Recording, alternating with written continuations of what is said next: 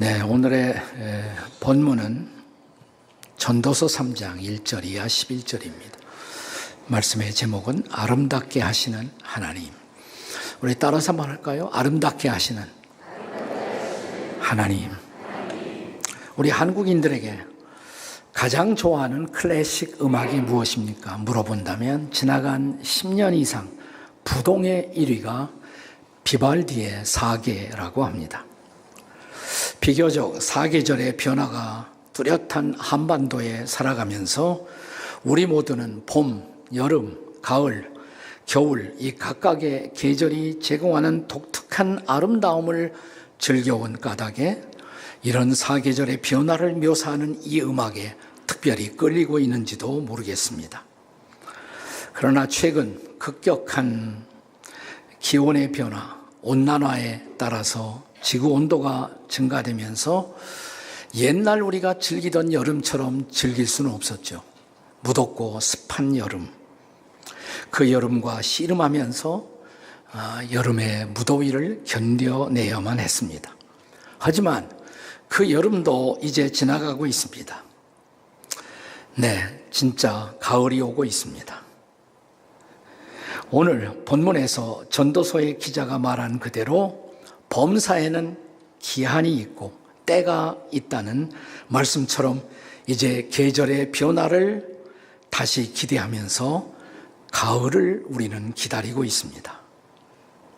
제가 경기대에서 이 솔로몬 시리즈로 설교를 해왔거든요. 근데 솔로몬의 역사를 열왕기상을 중심으로 쭉 추적해 왔습니다. 근데 오늘 그 말씀을 계속 들어온 성도들은 왜 갑자기 본문이 변했는가? 전도서로 본문이 온 이유를 궁금해 하실지 모르겠습니다. 사실 솔로몬의 역사 인물 강해는 열왕기상 1장에서 11장으로 끝나요. 11장 마지막 부분에서 솔로몬의 40년 통치가 끝나고 그는 세상을 떠나갑니다. 사망합니다. 그것도 그가 섬기던 여호와 하나님, 야훼 하나님 신앙을 떠나는 슬픈 모습과 함께 말입니다. 그러면서 우리는 자연스럽게 솔로몬의 노년기가 궁금해지는 것입니다. 솔로몬은 도대체 마지막 노년기를 어떻게 살았을까? 이런 질문이 생깁니다. 그런데 유대 전승에 의하면 유대인 학자들은 솔로몬이 3권의 책을 썼는데 청년 시절에 솔로몬이 쓴 책, 그게 아가서고 솔로몬의 전성기인 장년기에 그가 쓴 책, 그게 잠언서이고 솔로몬의 노년기에 쓴 책이 바로 전도서라고 말합니다. 학자에 따라서는 솔로몬 왕이 노년기에 타락하기 전에 이 책 전도서를 썼다고 주장하는 분들도 있지만 더 많은 학자들은 솔로몬이 타락했어요. 우상숭배에 빠지고. 그러나 돌이켜서 다시 참회합니다. 회개하고 죽음을 맞이하기 직전에 쓴 마지막 책이 전도서라고 생각하는 학자들이 훨씬 더 많습니다. 분명한 것은 전도서는 솔로몬의 노년기에 지금까지 그가 살아왔던 인생을 돌이켜보며 쓴 책이 바로 전도서라는 것입니다. 잘 아시는 대로 전도서 1장 1절은 이런 말로 시작이 됩니다. 다윗의 아들 예루살렘 왕 전도자의 말씀이라. 자, 여기 다윗의 아들로서 예루살렘 왕을 지낸 사람 한 사람밖에 없잖아요. 누구에게? 솔로몬이죠. 네, 그런데 왜 솔로몬은 왕이라는 말로 끝나지 않고 예루살렘 왕 전도자의 말씀이라 이렇게 자기를 소개했을까요? 이 전도자 그러면 우리는 우리 시대에 복음을 전하는 사람을 연상하지만 여기서 전도자라는 그런 뜻이 아닙니다. 본래 히브리 원어에 전도자라는 말은 코헬렛이라는 단어로 되어 있습니다. 한번 따라서 해보실까요? 코헬렛. 네, 코헬렛은 본래 군중들을 집단으로 여러 사람을 모아놓고 말씀하는 자, 그러니까 거의 설교자의 의미예요. 설교자. 그러니까 전도자보다도 설교자라고 하는 것이 더 정확한 번역이라고 저는 생각을 합니다.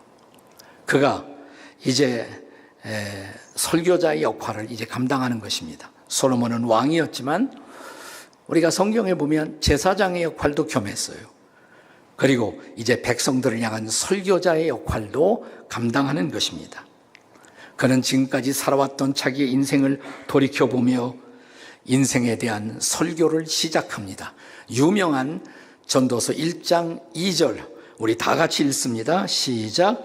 전도자가 이르되 헛되고 헛되며 헛되고 헛되니 모든 것이 헛되도다. 하나도 헛된 것처럼 들리지 않게 여러분이 읽고 계세요? 헛되다는 것을 어떻게 그렇게 읽으시나요?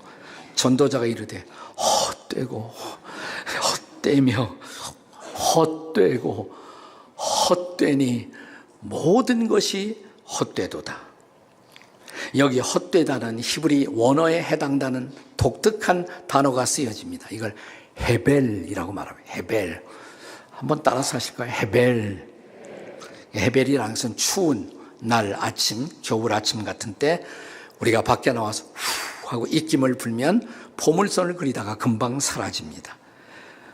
그렇게 사라지는 입김 같은 것, 숨결에 지나지 않는 것, 한 줄기의 바람 같은 것, 그게 헤벨, 헤벨의 인생, 헤벨. 자, 그러나 헤벨의 인생 속에도 수많은 변화가 있습니다. 전도서의 기자는 이제 3장 1절 이하 11절 본문에서 인생의 시간을 14개의 짝을 이루는 시간으로 소개하고 있습니다. 자, 14개가 짝을 이루고 있으니까 사실은 28때가 본문에 등장하는 것이죠. 근데 이 28개의 때를 보시면 절반은 긍정적이고 낙관적이에요. 그러나 나머지 절반은 부정적이고 비관적입니다. 이건 뭘 말해주고 있습니까? 인생은 낙관할 것도 비관할 것도 아니라는 것. 인생은 긍정할 것도 부정할 것도 아니라는 것입니다. 그렇다면 이렇게 흘러가는 시간의 흐름 속에서 시간의 변화를 우리는 어떻게 받아들여야 하겠습니까? 흘러가는 시간, 이 시간의 변화가 저와 여러분에게 주고 있는 레슨은, 메시지는 도대체 무엇일까요? 첫째로 시간의 상처를 수용할 줄 알아야 한다는 것입니다. 따라서 하실까요? 시간의 상처를 잘 수용합시다. 옆에 사람에게 한번 해봐요. 다 같이 시작. 시간의 상처를. 시간이 지나가면서 우리에게 상처를 준단 말이에요.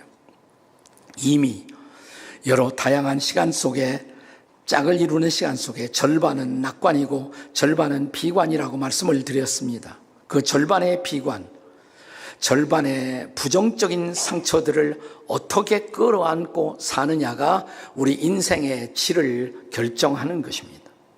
날 때가 있는가 하면 죽을 때가 있습니다. 우리는 죽음의 시간을 어떻게 준비하며 살고 있을까요? 심을 때가 있는가 하면 뽑을 때가 있습니다. 우리가 심은 것을 스스로 뽑아야 할 때 우리는 어떻게 그 시간을 맞이하고 있을까요? 우리는 한 생명을 치료하여 살려내야 할 때가 있는가 하면 그 생명이 그만 세상을 떠나도록 포기해야 할 때도 있습니다.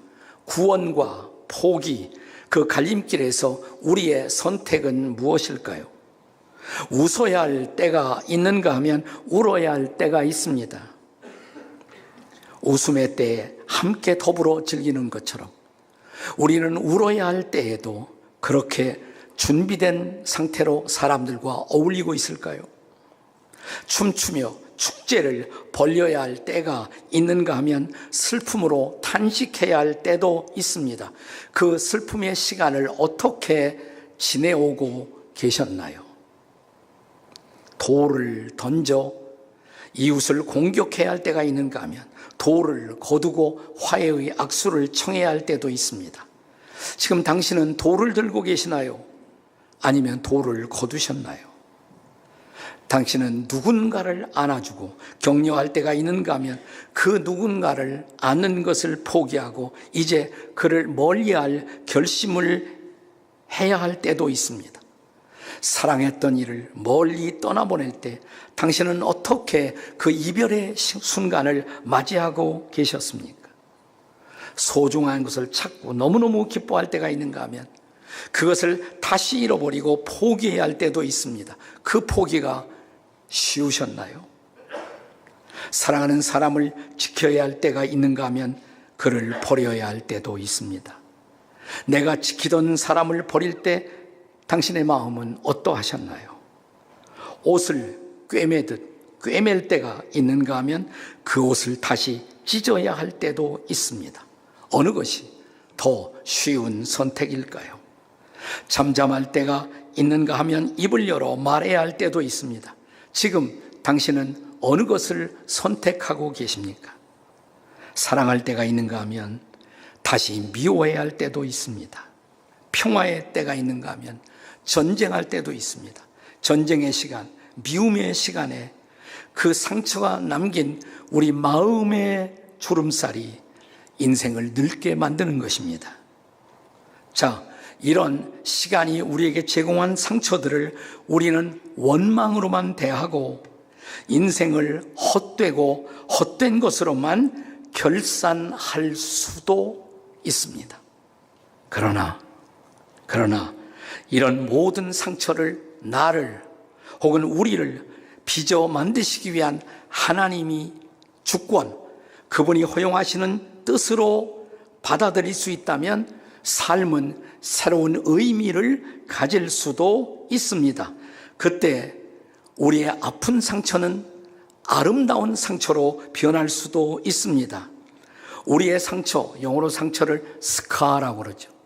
이 상처는 밤하늘에 빛나는 스타처럼 변모할 수도 있다는 것입니다. 여러분, 십자가는 예수님의 상처였습니다. 그러나 오늘날 십자가는 예수를 믿고 따르는 사람들의 자랑이 되지 않았습니까? 바울의 고백을 기억하시나요? 우리 갈라디아서 6장 14절의 말씀을 함께 읽습니다. 같이 읽습니다. 시작. 그러나 내게는 우리 주 예수 그리스도의 십자가 외에 결코 자랑할 것이 없으니. 아멘. 아멘이십니까? 십자가는 더 이상 상처가 아니라 자랑입니다. 시간의 상처를 하나님의 뜻으로 받아들인 사람들의 놀라운 고백인 것입니다. 그렇다면 시간의 상처를 잘 수용할 줄 아는 저와 여러분이 되시기를 주의 이름으로 축복합니다. 아멘. 자, 시간의 변화를 어떤 레슨으로 우리는 받아들여야 할까요? 두 번째로, 시간 넘어 저 영원을 바라볼 줄 알아야 한다는 것입니다. 따라서 하실까요? 시간 넘어 영원을 바라봅시다. 해보세요. 옆에 있는 사람에게. 시작. 시간 넘어 영원을 바라봅시다. 우리는 인생이라는 시간을 살아가면서 경험하게 되는 상처를 잘 수용해야 한다라고 말씀을 드렸습니다. 그런데요, 우리가 아무리 이 상처를 잘 수용해도 상처받은 감정의 저 밑바닥에 남아있는 억울함, 불공평함, 그 컴플레인은 남을 수밖에 없는 것입니다. 그러면서 우리는 묻습니다. 과연 하나님은 공의로우신가? 그분은 공평하신가? 인생은 과연 살만한 가치가 있는 것인가? 라는 물음표를 지울 수가 없습니다. 그런데 오늘 전도서 기자는 우리에게 그렇기 때문에, 그래서 우리는 시간을 넘어 저 영원을 바라볼 줄 알아야 한다라고 말하는 것입니다. 시간 너머에 있는 영원, 그 영원한 내세의 심판을 통해서만 비로소 모든 것은 공평하고 정의롭게 될 것이기 때문입니다. 우리가 살아가는 한 세상, 단 한 번의 세상만으로는 세상의 모든 일이 공평하게 제자리를 잡을 수가 없기 때문에 우리에게는 다음 세상, 영원한 세상이 필요하다는 것입니다. 유명한 독일의 철학자 임마누엘 칸트는 그의 도덕론적 증명을 통해서 신이 필요한 이유, 내세가 필요한 이유, 그것은 당위적인 것이다. 있어야만 한다. 내세는 신도 있어야만 한다. 왜냐고요? 도덕적 정의가 구현되기 위해서. 이 세상만으로 모든 정의는 구현될 수 없기 때문에 내세는 반드시 있어야만 하고, 내세의 심판자인 신의 존재도 반드시 있어야만 한다라고 그는 말하고 있습니다. 전도서의 기자인 솔로몬 왕은 절대 권력을 누리고 수많은 백성들을 향한 재판을 시행했지만, 그럼에도 불구하고 하나님이 정말 아름답게 인생을 섭리하는 분이시라면 시간 넘어 영원의 존재가 필요하고 우리 모두 그 영원을 사모하는 마음이 있어야 한다라고 말하는 것입니다. 이게 유명한 본문의 11절이에요. 자, 11절 말씀 다 같이 읽습니다. 시작. 하나님이 모든 것을 지으시되 때를 따라 아름답게 하셨고 또 사람들에게는 영원을 사모하는 마음을 주셨느니라. 그러나 하나님이 하시는 일의 시종을 사람으로 측량할 수 없게 하셨도다. 여기 영원이라는 단어가 나와요. 히브리 사람들은 영원을 올람 이렇게 말합니다. 올람, 다 같이 올람. 두 가지 종류의 인생이 있어요. 헛되고 헛되다고 말하고 그렇게 헛되게 끝나는 인생, 헤벨 인생. 그러나 영원을 바라보고 사는 사람, 올람. 옆에 사람들에게 헤벨이십니까? 올람이십니까? 한번 물어보세요. 시작. 헤벨이십니까? 올람이십니까? 네. 지나간 날, 과거의 시간, 그리고 오늘이라는 현재의 시간에서 우리가 겪고 있는 억울함, 부조리함, 이 모든 것이 정의롭게 해결되기 위해서는 시간 넘어 저 영원한 미래에 우리를 판단하실 그 하나님, 우리를 위해 영원한 세계를 준비하신 하나님을 바라보고 살아야 한다는 것입니다. 그것이 바로 우리에게 영원을 사모하는 마음을 주신 이유라는 것입니다. 우리 시대를 동시에 함께 살아갔던 유대인 철학자 가운데 히브리 대학 교수를 지낸 마르틴 부버라는 분이 계십니다. 그가 쓴 유명한 책이 나와 너, I and thou, 나와 너, 혹은 이히운 투두라는 유명한 책입니다. 이 책에서 내가 너를 인격으로, 너도 나를 인격으로 대접할 때 나와 너의 인격적 만남이 이루어진다고. 나 불행한 것은 오늘 이 세상은 나와 너의 관계가 아니라 훨씬 더 많은 나와 그것의 관계. 나는 당신을 하나의 물건처럼 이용하고 그리고 버리고 마는 것입니다. 나와 그것, I and it, 나와 그것의 관계. 이런 상처 많은 세상에서 나와 너의 진정한 인격적 교감이 회복되려면 그는 우리 사이를 중재하는 영원자 너가 필요하다. Eternal thou, 영원자 당신, 영원자 그대. 하나님을 말하는 것이에요. 하나님을 영원자 그대, 영원자 당신이라고. 우리가 영원자인 그분을 통해 내가 당신과 만나고 당신이 나와 만나면 당신과 나의 아름다운 인격적 교감이 비로소 가능할 수 있다고. 그리고 그분의 관점으로 인생을 바라보고 그분의 임재 안에서 만날 때 우리의 상처는 극복되고 당신과 나는 진정한 하나님 안에서의 만남을 가질 수가 있다라고 말하는 것입니다. 히브리 대학 교수였던 그가 유태인으로서 제일 많이 한 활동은 뭐냐면 그 학교 안에 아랍 학생들이 있단 말이죠. 그 아랍 학생들을 잘 돌보는 일이었어요. 자기는 유태인이지만 대적 관계에 있던 아랍 사람들을 잘 돌아보는 일이었습니다. 그가 세상을 떠날 때 마지막 남긴 유산에는 아랍 학생들을 지원하는 장학금이 남겨져 있었습니다. 시간을 넘어 영혼을 바라본 아름다운 인생 결산이었죠. 그렇습니다. 시간의 상처, 시간의 변화 속에서 어떻게 살아야 할까? 두 번째, 시간 넘어 뭐예요? 영원을 바라볼 줄 알아야 한다라고. 아멘이십니까? 이제 시간의 변화가 주는 또 하나의 중요한 레슨 세 번째는 오늘이라는 시간에 최선의 선택을 해야 한다는 것입니다. 다 같이 오늘이라는 시간에 최선의 선택을 합시다. 우리가 영원한 내세를 바라본다고 가만히 앉아서 죽어서 올 그 영원한 내세만 기다리면 될까요? 아닙니다. 전도서의 기자는 유명한 11절 다음에 몇 절이 나올까요? 제가 어려운 질문 했습니까? 12절이죠. 네, 12절 같이 읽습니다. 다 같이 시작. 사람들이 사는 동안에 기뻐하며 선을 행하는 것보다 더 나은 것이 없는 줄을 내가 알았고, 영원한 내세를 바라면서 오늘 해야 할 일, 오늘 선을 행하는 것, 오늘 최선을 선택하면서 내일을, 영원한 내일을 기다려야 한다는 것입니다. 오늘의 본문 전도서 3장이 시작되는 1절에 보면 범사에 기한이 있고 천하만사에 때가 있다. 기한과 때라는 단어가 나와요. 기한과 때. 근데 이 성경을 히라보로 번역할 때 그걸 70인역이라고 그러는데 히라보 단어 두 단어를 썼습니다. 기한과 때라는 단어. 하나는 카이로스, 또 하나는 크로노스라는 시간을 의미하는 두 개의 단어가 쓰여집니다. 카이로스, 크로노스. 크로노스는 그냥 흘러가는 시간이에요. 크로놀로지. 그러면 시간은 흘러가는 시간의 역사를 말하는 거예요. 크로노스. 근데 카이로스는 그냥 흘러가는 시간이 아니라 위기의 시간입니다. 위기의 시간.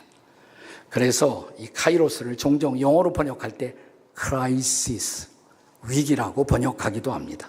다시 말하면 흘러가는 시간 속에 하나님이 개입하시면 그 위기의 시간이 오히려 하나님의 뜻을 이루는 놀라운 시간이 될 수가 있다는 것. 때가 참에 하나님이 그 아들을 보내사, 카이로스예요. 카이로스의 시간.